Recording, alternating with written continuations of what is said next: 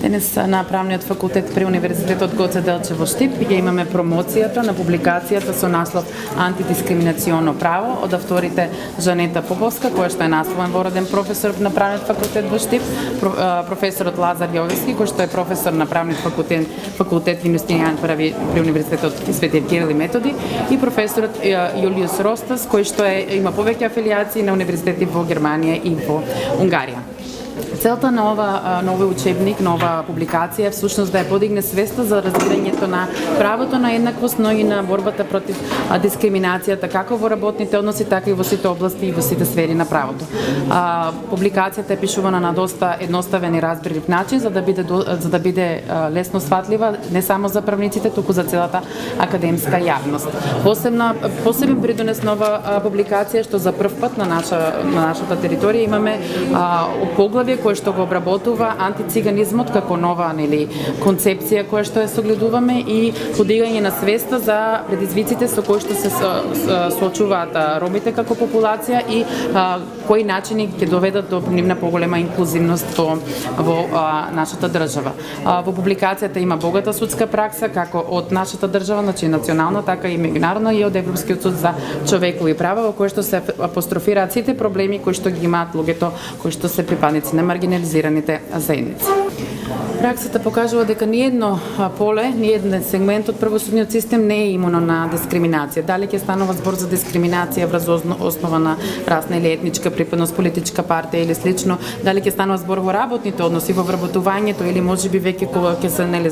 започне работниот однос, па во текот на напредувањето во работниот однос, дали ќе се тргнува од некаква дискриминација, така и во кривичната сфера, значи дискриминирање врз основ на етничка припадност, за тоа дали секогаш едни се виновни, така и во сите останати сфери на правото. Ниедна сфера не е имуна на дискриминацијата, за жал. Меѓутоа, ова публикација помага во разбирањето на концептот, но и наоѓањето на судска пракса која што укажува дека некои случаи на вистина представуваат дискриминација, иако ние очите ги држиме широко затворени за тоа да ја препознаеме како вид на дискриминација. Посебно и во дискриминацијата во образованието имавме случаи во Штип, така да ова учебно помага, ова публикација ќе ни помогне во идентификувањето на дискриминацијата во секој поле. And it's a great pleasure for me to be here to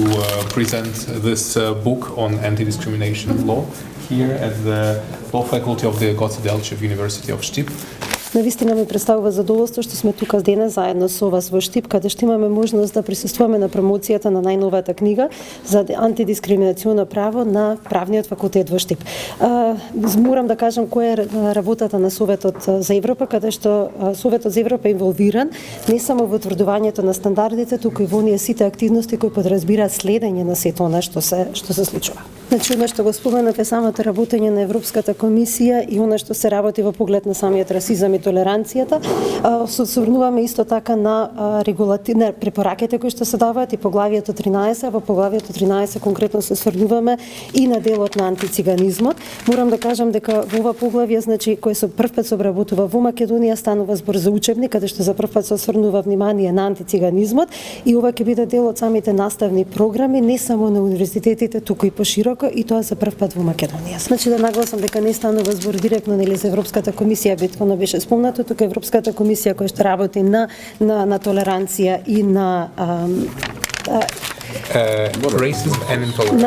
на расизам и на толеранција. Значи, уште еднаш да се заблагодарам на нашите партнери на универзитетот кој што го имаме тука, секако на едни од нашите грантисти, Ромалитико, кои што беа задолжени за самата организација на настанот. И исто така оваков настан, сличен настан, ќе се организира и утре во Скопје на Правниот факултет. Значи, исто така би сакал да се заблагодарам и да зборувам и за нашите пошироки заложбите кои што се прават заедно со Европската унија, она што би била фазата посветена на ромите. Уште еднаш сакам да се заблагодарам бидејќи ваквата книга ќе представува продлабочување на нашите заложби кога станува збор за борбата против дискриминацијата, но исто така и во однос на антициганизмот. Секако дека кога станува збор за самиот напредок, мора да кажеме дека ние работиме на решавање на проблеми, меѓутоа проблеми кои што се видливи, проблеми кои што постојат и се видливи во државата, а истовремено посветуваме и внимание да сето тоа биде усогласено со самите регулативи кога станува збор за Европската комисија. Сепак знаете дека тешко е ова да се измери затоа што немате некаков мерен инструмент кој што мерен инструмент би ви помогнал да измерите дискриминацијата, меѓутоа истовремено сакам да се заблагодарам на нашите партнери, на Европската унија, на останатите чинители кои што како се вклучени нели во самата борба.